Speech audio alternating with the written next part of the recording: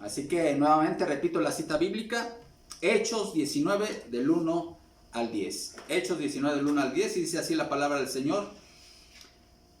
Aconteció que entre tanto que Apolos estaba en Corinto, Pablo, después de recorrer las regiones superiores, vino a Éfeso y hallando a ciertos discípulos les dijo: ¿recibisteis el Espíritu Santo cuando creísteis?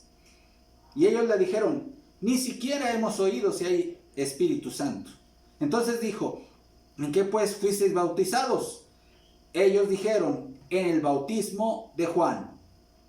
Dijo Pablo: Juan bautizó con bautismo de arrepentimiento, diciendo al pueblo que creyesen en aquel que vendría después de él, esto es, en Jesús el Cristo. Cuando oyeron esto, fueron bautizados en el nombre del Señor Jesús. Y habiéndoles impuesto Pablo las manos, vino sobre ellos el Espíritu Santo, y hablaban en lenguas y profetizaban. Eran por todo unos 12 hombres. Y entrando Pablo en la sinagoga, habló con denuedo por espacio de 3 meses, discutiendo y persuadiendo acerca del reino de Dios. Pero endureciéndose algunos y no creyendo, maldiciendo el camino delante de la multitud, se apartó Pablo de ellos y separó a los discípulos, discutiendo cada día en la escuela de uno llamado Tirano. Así continuó por espacio de 2 años, de manera que todos los que habitaban en Asia, judíos y griegos, oyeron la palabra del Señor Jesús. Oremos. Padre Celestial, en tus manos encomendamos este tiempo. Señor, me pongo en tus manos. Te pido que tu palabra llegue como una bendición a nuestras vidas. Que sea bien recibida, Señor, por nosotros, por cada uno de nosotros. Y que nos dejemos transformar, Señor. Nos dejemos desafiar por tu palabra, Señor. Ayúdanos a valorar la enorme bendición que tenemos de pertenecer a tu iglesia. Sé glorificado, Señor. Gracias por hacernos partícipes de tu Espíritu Santo. En Cristo Jesús oramos. Amén. Los 2 bautismos del nuevo pacto.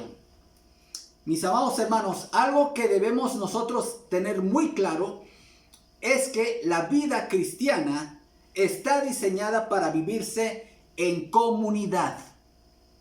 ¿Sí? ¿Oyó eso? La vida cristiana, Dios la diseñó para ser vivida en comunidad. De hecho, los seres humanos somos seres gregarios. De hecho, así fuimos creados por nuestro Dios. Nos creó para necesitarnos los unos a los otros. Y hablando de la salvación, sucede lo mismo. El Señor nos llama a la salvación, nos da el perdón de nuestros pecados a través de la fe en Jesucristo, pero no simplemente como un boleto individual para el momento de entrar al cielo, sino para formar parte de una comunidad. Y es una bendición, hermanos. Esa necesidad básica humana de sentido de pertenencia también es satisfecha en Cristo cuando recibimos la salvación. La iglesia es una familia de fe.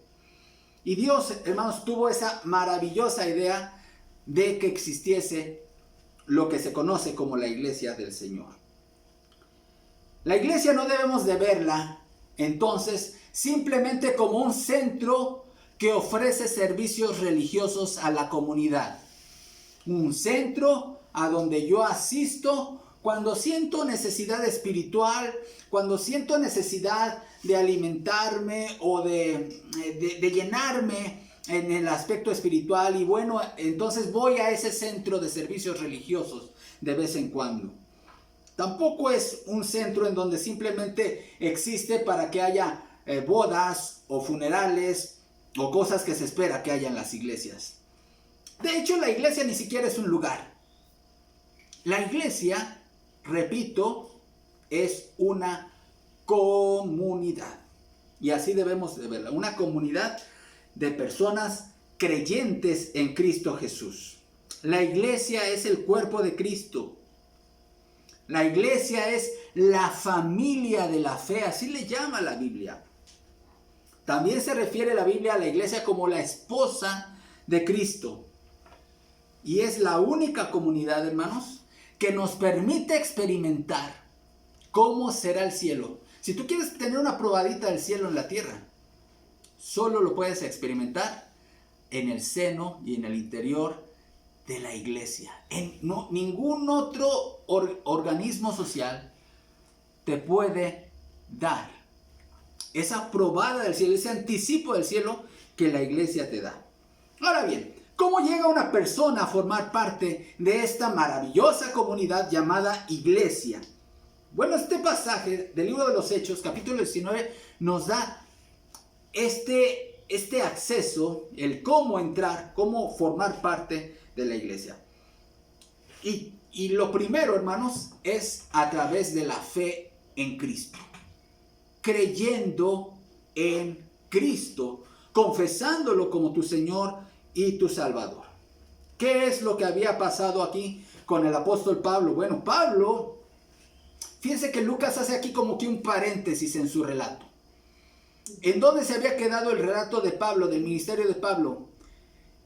Bueno, si vemos el capítulo 18, vemos que Pablo ya se encuentra ubicado, ya fue a Jerusalén, ya saludó a la iglesia, ya cumplió su voto de gratitud a Dios de acuerdo a la costumbre judía, le agradeció a Dios de ser librado de tantos peligros y de ahí llegó a la ciudad de Antioquía de Siria, en donde estaba su iglesia enviadora, a la iglesia a la cual Pablo pues era miembro, a donde él rendía informes y para tener recargar pilas, para hacer una pausa en su ministerio para volver a continuar con la plantación de iglesias, porque ahora su proyecto misionero de Pablo ya alcanzaba fronteras más grandes.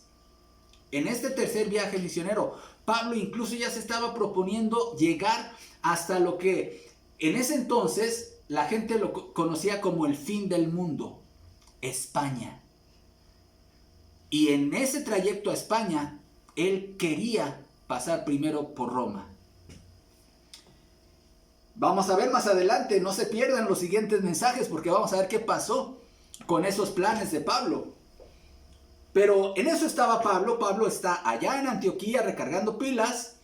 Pero en ese ínter, ¿qué pasó? En Éfeso. En Éfeso, Pablo había dejado a este matrimonio misionero, sus dos grandes amigos, Aquila y Priscila, para consolidar la obra en Éfeso, en una importante ciudad. No olvidemos, Éfeso era la ciudad donde estaba el templo de la gran diosa Diana de los Efesios. Y ahí estaba era un centro religioso universal. Había muchas procesiones ahí. Y era una ciudad estratégica, una ciudad también importante desde el punto de vista comercial. Pero Pablo, por más que le rogaron la comunidad judía que se quedara ahí, Pablo dijo, no, yo necesito hacer mi viaje a Jerusalén y luego a Antioquía, y si Dios quiere, regresaré a Éfeso. Bueno, Pablo de alguna manera estaba comprometido a regresar a Éfeso, y vemos aquí cómo él de hecho regresó a Éfeso. Fue justamente en este paréntesis en donde Aquila y Priscila instruyeron a este gran orador, elocuente orador, Apolos, quien había oído del Señor, pero solamente hasta el bautismo de Juan. Entonces, este matrimonio, con mucha humildad, con mucho amor, lo instruyó, lo discipuló a Apolos, y Apolos fue enviado a Corinto. Inicia este pasaje diciendo que entre tanto que Apolos estaba en Corinto, Pablo, después de recorrer las regiones superiores, se refiere, mis amados hermanos, a las iglesias que él había fundado desde su primer viaje misionero, ¿sí? Ahí toda la región de Galacia, y luego ahí estamos en lo que hoy es el país de Turquía, para que tengamos todos mucha claridad. En este país de Turquía está recorriendo de este a oeste Pablo, y llega a la parte portuaria, a esta ciudad importante en Éfeso, en las márgenes del mar Egeo. Y ahí llega y dice que se encontró con unos discípulos. ¿Cómo identificó Pablo que eran discípulos? Seguramente los escuchó hablar acerca de Jesús y acerca del bautismo. Y muy probablemente el tema de identificación había sido la palabra bautismo. Y esta palabra discípulos, hermanos, tenemos que tener en cuenta que no necesariamente estaba hablando de verdaderos creyentes, como más adelante lo veremos en el relato, sino de personas que se identificaban como gente reconocedora de Jesús como el Mesías. Y entonces les hace una pregunta muy curiosa a Pablo. Y a nosotros nos puede llamar la atención, bueno, Pablo, ¿qué les está haciendo un examen doctrinal a estos nuevos creyentes? ¿O de qué se trata? ¿Cuál es la intención de esta pregunta? Dice que les preguntó, ¿recibieron el Espíritu Santo cuando creyeron? Y ellos, ¿cuál fue la respuesta? Ni siquiera hemos oído si hay Espíritu Santo al momento. Ellos no habían oído hablar del Espíritu Santo. ¿Por qué les preguntó Pablo si habían recibido el Espíritu Santo cuando creyeron? Porque el Espíritu Santo se recibe al creer. El Espíritu Santo, cuando uno cree en Cristo, Dios mismo viene a recibir, Dios mismo viene a morar en nosotros. Pablo ya empezaba a sospechar de que estos discípulos que se habían encontrado en Éfeso no tenían realmente un verdadero encuentro personal con Jesús. Simplemente habían escuchado hablar de él, pero no tenían una relación personal con él. Y entonces les hace una segunda pregunta. ¿En qué pues fueron bautizados? Pablo aquí no se está refiriendo al bautismo en el Espíritu Santo, sino que les está preguntando si ya habían recibido el bautismo cristiano. Y es que, hermanos, en el cristianismo existen dos bautismos. El bautismo en el Espíritu Santo y el bautismo en agua, como lo vamos a ver el día de hoy. Ese es el tema de hoy, los dos bautismos del nuevo pacto. Y la respuesta de estos hombres a las dos preguntas de Pablo confirmó las sospechas de Pablo, de que estos discípulos no habían conocido todavía a Jesús como su Salvador personal. Era el mismo caso de Apolos. Apolos hablaba de Jesús como el Mesías, pero no había experimentado en su propia vida el poder de la muerte y resurrección de Jesús. Simplemente tenía una información parcial de Jesús en su cabeza, como muchos hoy. Mucha gente hoy opina de Jesús. Muchos tienen conocimiento de Jesús desde el punto de vista de un personaje histórico, como un gran maestro iluminado, pero no tienen un encuentro, no gozan de una relación personal con Jesús. Eso es lo que estaba pasando con estos discípulos. Pablo no los deja en su estado, sino que Pablo procede a anunciarles el evangelio de Jesús. Y noten las palabras. Cuando ellos le contestaron que habían sido bautizados con el bautismo de Juan, Pablo les dice en el versículo 4, Juan bautizó con bautismo de arrepentimiento, diciendo al pueblo que creyesen en aquel que vendría después de él, esto es, en Jesús el Cristo. Note la palabra, diciendo al pueblo que creyesen en aquel que vendría, es decir, que creyeran en Jesús el Cristo. Creer, mis amados, no significa simplemente creer o aceptar ciertos hechos históricos referentes a Jesús. ¿Qué no es? Antes de explicar qué es creer en Cristo, debo de decir algunas cosas de lo que no es creer en Cristo. Creer en Cristo no es identificarte con alguna religión cristiana. No por el hecho de que tú digas yo soy cristiano, significa que realmente crees en Cristo.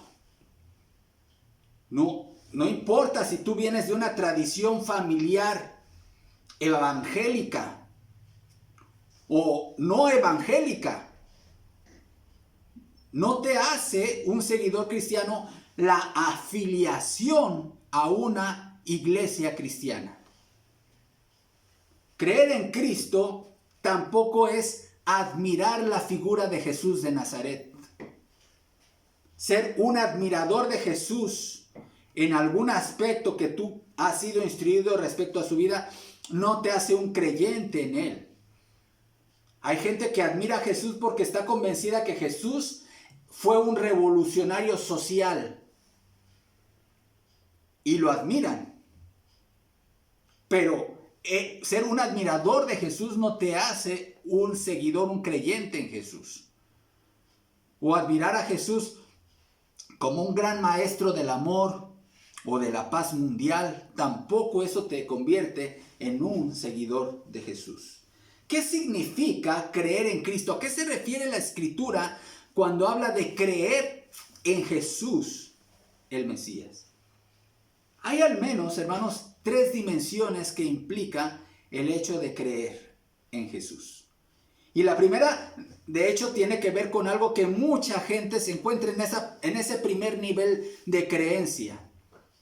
Mucha gente religiosa que ha crecido o que habita en un país occidental llamado cristiano, con influencia del cristianismo, mucha gente se mantiene en ese primer plano de creencia o en ese primer nivel de creencia. Es decir, admitir que hubo un judío hace más de 20 siglos que vivió en aquella tierra, que murió, ¿sí? Y que existió simplemente como un personaje histórico.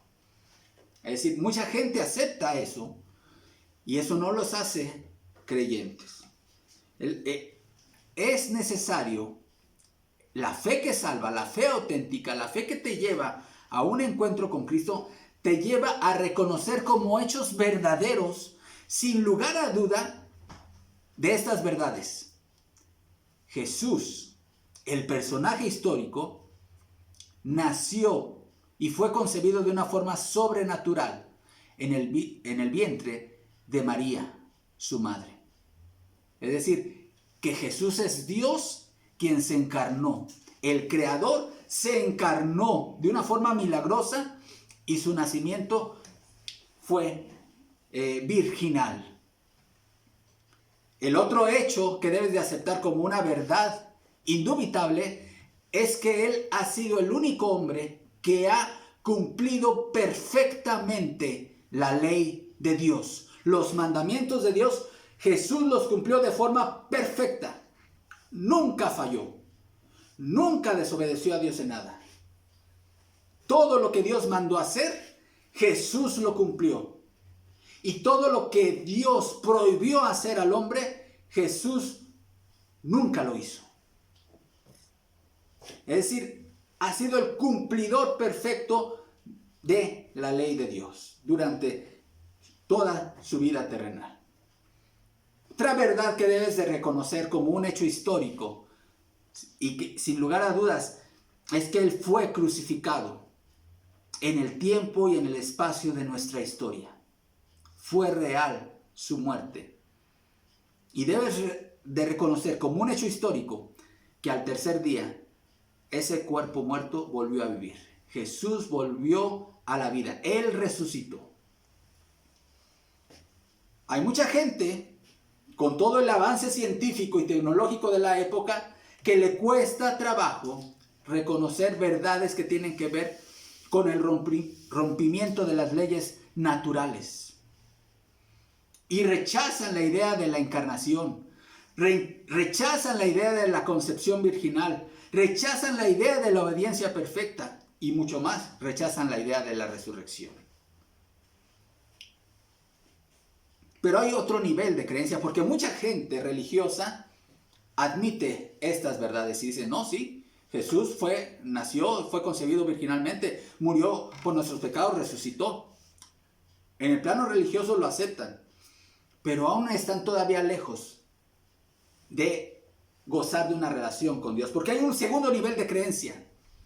Creer en Jesús, además de aceptar estos hechos como verdades indubitables, debes reconocer las implicaciones que tienen esos hechos contigo, con tu pecado, con el hecho de que tú estás en problemas legales con Dios. ¿Qué tiene que ver el hecho de que que Dios se haya vuelto hombre, que se haya convertido en uno de nosotros?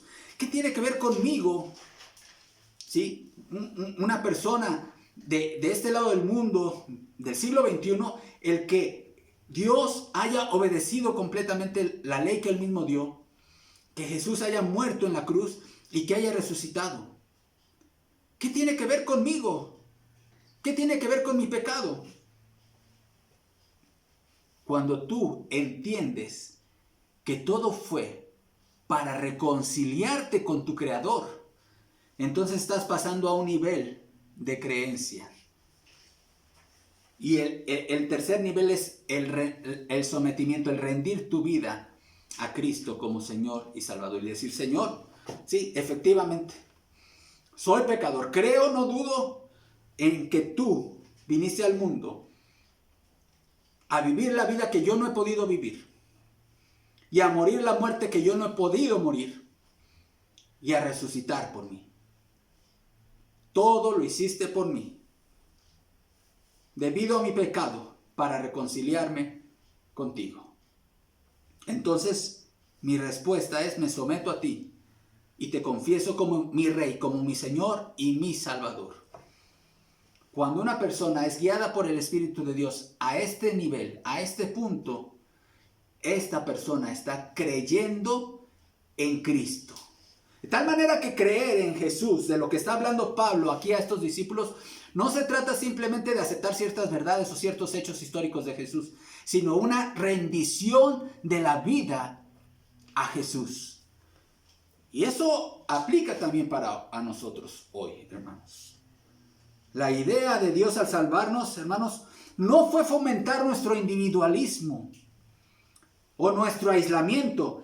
Él nos salva para que formemos parte de la iglesia de Dios, de esta comunidad, de esta familia de la fe. La iglesia es la comunidad más diversa, más heterogénea que existe en el mundo. Hermanos, tiene 20 siglos de existencia y tiene presencia en gran mayoría de los países de hoy.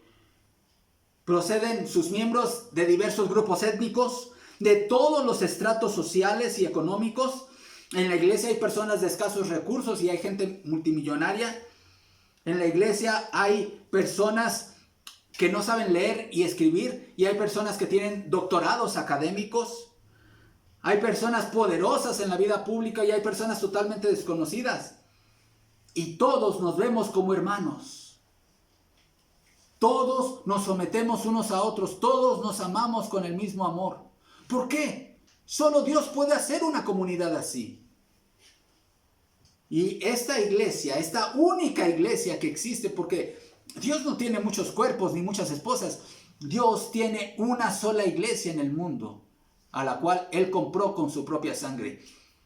Y esta única iglesia que Jesús tiene en el mundo, tiene expresiones locales llamadas iglesias locales. Y nosotros como IBP, hermanos, somos una expresión local de esa única iglesia, de esa única esposa que tiene Jesús, de ese único cuerpo que tiene hoy en el mundo.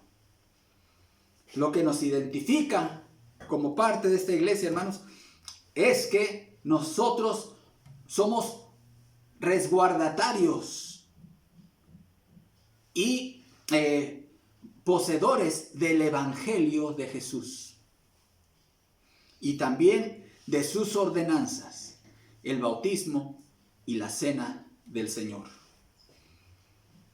Eso es lo que nos identifica como parte de la iglesia local.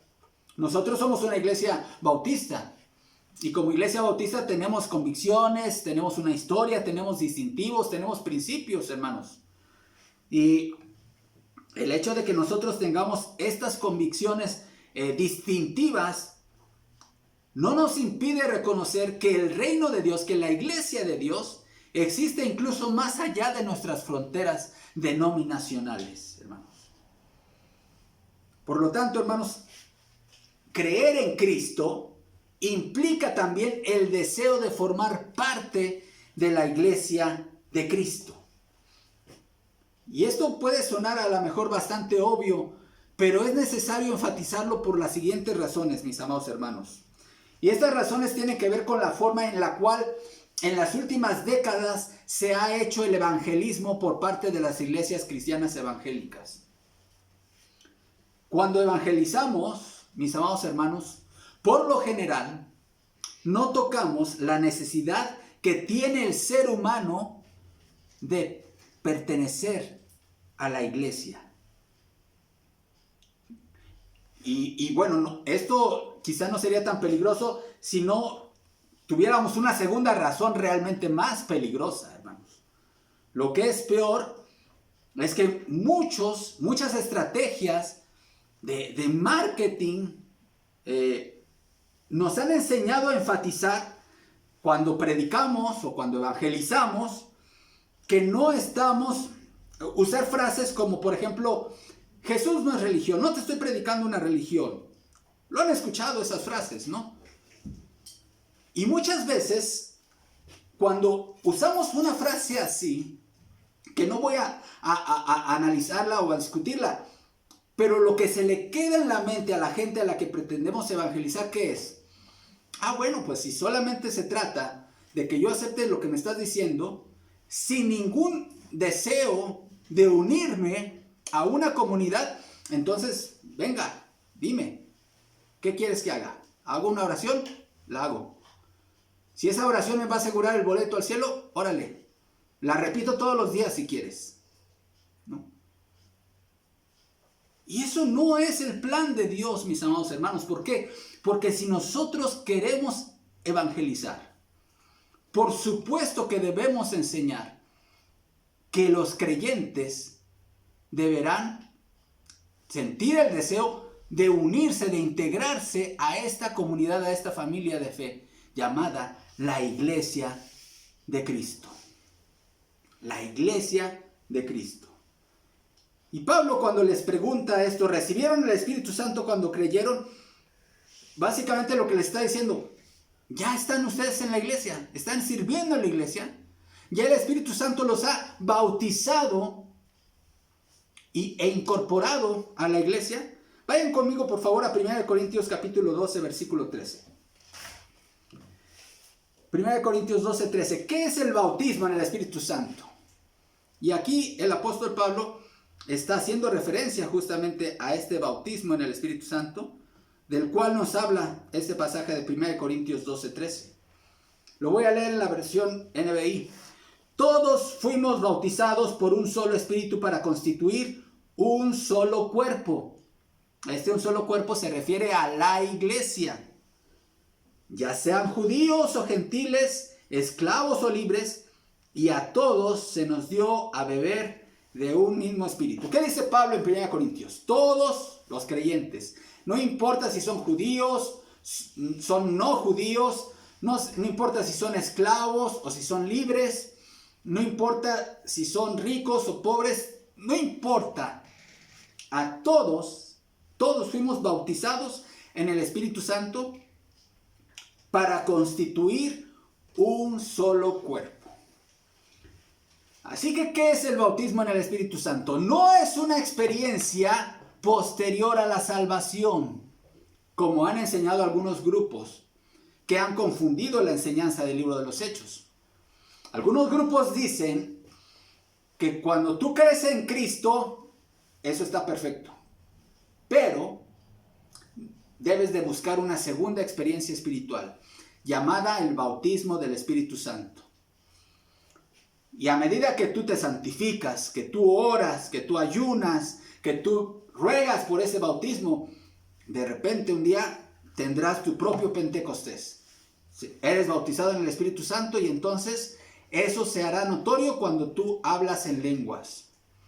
Otros dicen, basándose en este pasaje de Hechos 19, que cuando tú estás anhelando el bautismo en el Espíritu Santo, viene el ministro, te impone las manos y entonces tú recibes el Espíritu Santo y entonces empiezas a hablar en lenguas y empiezas a decir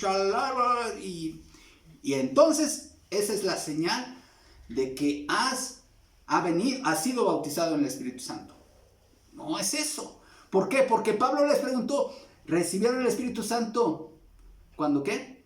Cuando creísteis. ¿Por qué? Porque es cuando se cree, cuando se es bautizado en el Espíritu Santo.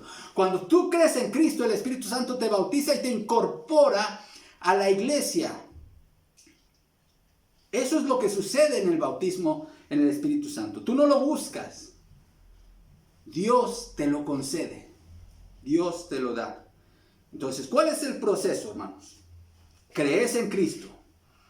Recibes el bautismo en el Espíritu Santo. Y entonces eres incorporado a la iglesia. ¿Cuánto tiempo pasa entre eso, hermanos? Ocurre en el mismo momento de creer. Entonces, lo primero es creer en Cristo. Ahora vamos a ver más acerca del Espíritu Santo. Versículo 16. ¿Qué es el bautismo en el Espíritu Santo? El primer bautismo del nuevo pacto. Versículo 6.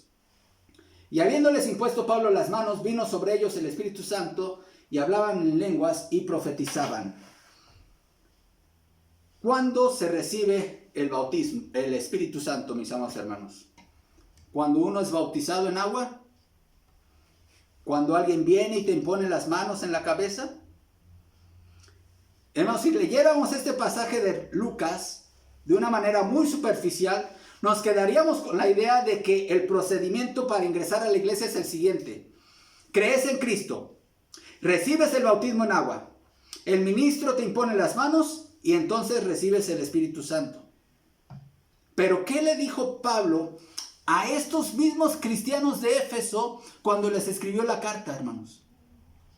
Pablo, tiempo después, les escribe una carta a los Efesios y habla justamente de este bautismo en el Espíritu Santo. Vayan conmigo, vayamos juntos a Efesios capítulo 1, versículos 13 y 14.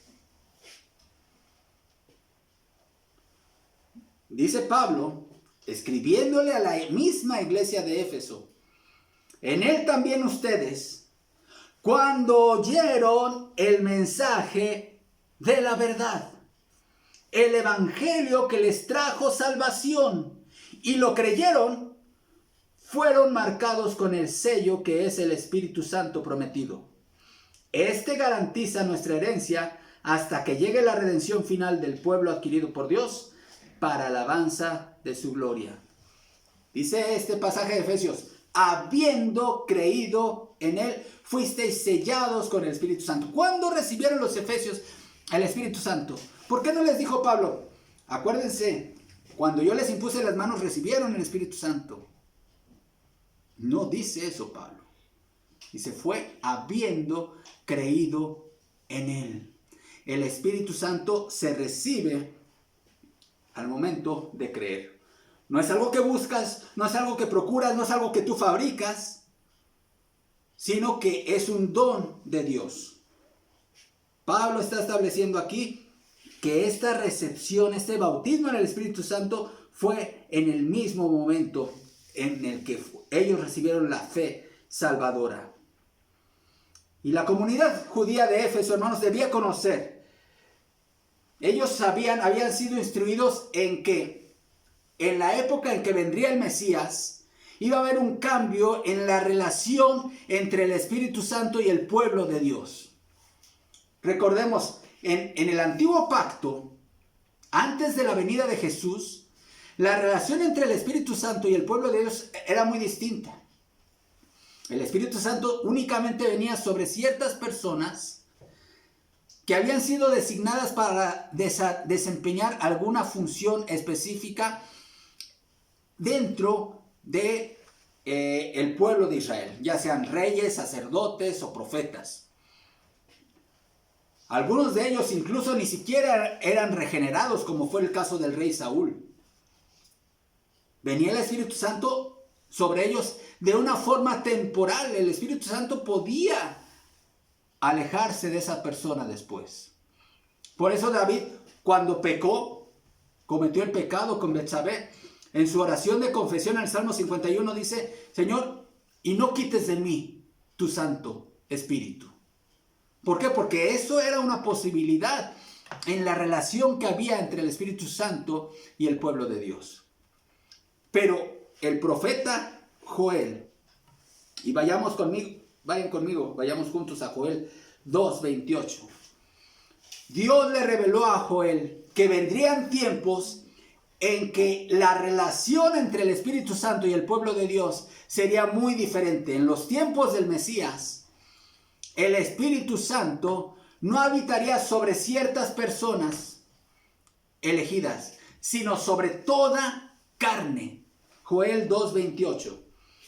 Y después de esto derramaré mi espíritu, dice, sobre toda carne, y profetizarán vuestros hijos y vuestras hijas, vuestros ancianos soñarán sueños y vuestros jóvenes verán visiones. También sobre los siervos, es decir, sobre los esclavos y sobre las esclavas, derramaré mi espíritu en aquellos días. Los judíos sabían en la época de Pablo que una de las evidencias de que el Mesías había venido era el cumplimiento de esta profecía de Joel, el derramamiento general sobre toda carne del Espíritu Santo. Pero los judíos opinaban que era imposible que esto sucediera con los gentiles. Que para que esto se cumpliera, para que los gentiles pudieran ser partícipes de esto, primero tenían que convertirse al judaísmo. Por eso es que Dios soberanamente, sobre este grupo de 12 varones en Éfeso, Dios les mandó su propio Pentecostés.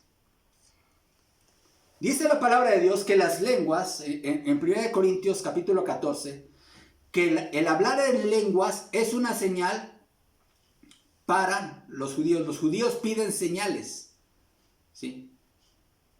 Y para los judíos no creyentes. Entonces, ¿qué les está dando Dios? ¿A quién le dirige esta señal Dios? A la comunidad judía no creyente. Y diciendo, miren, lo mismo que hice sobre los judíos el día de Pentecostés, cuando en el aposento alto yo derramé mi Espíritu Santo y hablaron en lenguas, ahora yo soberanamente, dice Dios, estoy haciendo lo mismo sobre estos 12 hombres que no son judíos, y estoy derramando este Pentecostés sobre ellos. Era una señal. Era una señal. No es algo normativo, hermanos. El libro de los Hechos es un libro de transición entre el antiguo pacto y el nuevo pacto. Así que no se está estableciendo ningún procedimiento normativo para la iglesia de hoy, sino aquí se está describiendo simplemente una señal para la comunidad judía de la época, hermanos. Entonces, el pertenecer a esta comunidad llamada iglesia, hermanos, es a través de creer, responder con fe a la proclamación del evangelio. Y una vez que hemos recibido, hermanos, esta fe salvadora, en ese momento, en ese mismo instante, el Espíritu Santo viene a ser morada de Dios en nosotros. ¡Qué maravilla, hermanos! En palabras del apóstol Juan, en su primera epístola, esto equivale a decir, como dice Juan, Dios llega a vivir en ti y tú llegas a vivir en Dios. ¡Qué maravilla, hermanos! ¡Qué bendición! Esa es una de las cosas que a mí en lo personal todavía me queda totalmente asombrado e incomprensible. No lo puedo entender. ¿Cómo yo, un hombre pecador, puedo tener la presencia de Dios morando en mi vida? Por eso Juan dice, el que vive en amor vive en Dios y Dios en él. Pero hay un segundo bautismo. Hasta ahorita hemos hablado del bautismo en el Espíritu Santo, pero también se habla en este pasaje del bautismo en agua, versículo 5. Cuando oyeron esto, fueron bautizados en el nombre del Señor Jesús. El bautismo en el Espíritu Santo, hermanos, es una experiencia espiritual, sobrenatural. Hoy es invisible, así que nadie busque hablar en lenguas para decir, yo ya recibí el Espíritu Santo, Y miren, y nadie ahorita aquí vaya a pretender buscar o como sucede en algunos cultos, ¿verdad? Para que vean que yo ya tengo el Espíritu Santo, pues hablo en lengua. No, ese no es, ya vimos que ese no es el orden bíblico. Es una experiencia que aceptamos y que damos por hecho por fe. Y veíamos en la velada, mis amados hermanos, en la velada de oración de este viernes pasado, que si hay alguna manifestación de la presencia del Espíritu de Dios en el creyente, ¿cuál es, hermanos? De acuerdo a Gálatas capítulo 5. El fruto del Espíritu. ¿Quieres realmente mostrarle a todo el mundo que el Espíritu, que has sido bautizado en el Espíritu Santo? No lo hagas buscando hablar en lenguas. Mejor muestra el fruto del Espíritu. Amor, gozo, paz, paciencia, benignidad, bondad, fe, mansedumbre, templanza. Esa es la evidencia de que has sido bautizado y bautizada en el Espíritu Santo. Pero el hecho de que sea una experiencia invisible no significa que no sea real, hermanos. Pero hay otro bautismo, el bautismo visible. Eso que sí vemos todos y es el bautismo en agua. Jesús estableció esta ordenanza cuando Él dio la gran comisión en Mateo 28, 18 y 19. Dice este pasaje, Jesús se acercó y dijo a sus discípulos, se me ha dado toda autoridad en el cielo y en la tierra. Por tanto, vayan y hagan discípulos de todas las naciones, bautizándolos. Note esto, en el nombre del Padre y del Hijo y del Espíritu Santo. Ahora, ¿cómo mandó bautizar? ¿Cuál es la fórmula bautismal que Jesús ordenó? En el nombre del Padre y del Hijo y del Espíritu Santo. ¿Por qué? Porque Dios es un Dios trino. Creemos, hermanos, la Biblia dice y enseña que Dios existe en tres personas. Es un solo Dios, no creemos en tres dioses, no somos politeístas, somos monoteístas. Un solo Dios que existe en tres personas. Pero hay algunas personas y algunas corrientes religiosas que niegan la doctrina de la Trinidad y señalan este pasaje de Hechos, capítulo 19, y algunos otros pasajes de Hechos, y dicen, miren, en Hechos, en realidad toda la gente bautizaba en el nombre del Señor Jesús, y no en el nombre del Padre, y del Hijo, y del Espíritu Santo. ¿Con esto qué quieren afirmar? Que en realidad no existe la Trinidad. Pero ¿a qué se refiere cuando dice el pasaje, en el capítulo 5, que fueron bautizados en el nombre del Señor Jesús? No se refiere a la fórmula bautismal, hermanos, sino que está estableciendo una diferencia entre el bautismo de Juan el Bautista, que no es el bautismo cristiano, y el bautismo que de hecho es el bautismo cristiano. Ellos no habían participado todavía del bautismo cristiano y entonces recibieron el bautismo y seguramente, como la historia lo marca, fueron bautizados bajo la fórmula ordenada por Jesús en el nombre del Padre y del Hijo y del Espíritu Santo. Bautizar a alguien, hermanos, en la antigüedad sí tiene raíces en el judaísmo, porque cuando alguien que no era judío quería unirse a la comunidad judía o abrazar la religión judía, era sometido a un bautismo, el tevilá, que todavía le llaman un ritual de purificación. Nosotros podemos ver en la ley de Moisés en el Antiguo Testamento algunos indicios de estos rituales de purificación en donde se sumergían en agua las copas o algunos instrumentos del templo para indicar la purificación, o cuando el sacerdote era bañado después de haber estado, o cuando alguien había estado en contacto, por ejemplo, con un cuerpo muerto que le impedía incorporarse a la adoración a Dios, tenía que ser sometido a algún ritual de purificación. Entonces, cuando Juan el Bautista aparece bautizando a la gente y llamando incluso a mismos judíos, ellos entendían que el ser bautizado por Juan el Bautista implicaba renunciar al pecado, arrepentirse y un compromiso con Dios. Pero ese no era el bautismo cristiano. El bautismo cristiano fue el que estableció Jesús y que ya leímos ahorita en el capítulo 28 de Mateo. De este bautismo no habían participado estos 12 hombres en Éfeso. Así que el bautismo cristiano, nosotros entendemos que es una proclamación, un testimonio al mundo, en donde tú dices al mundo que ahora perteneces a Jesús, que ahora eres de Cristo. Por eso nosotros tenemos la convicción, hermanos, como pueblo bautista, de que el bautismo debe ser efectuado a personas creyentes en Cristo Jesús, a personas que son capaces de hacer una profesión de fe pública en Cristo. Nosotros no creemos creemos que estamos respaldados por el Nuevo Testamento y por la historia eclesiástica de que no existe un mandamiento de bautizar a infantes, a personas que no son capaces por su edad, por su grado de desarrollo humano, de hacer una profesión pública de fe en Cristo.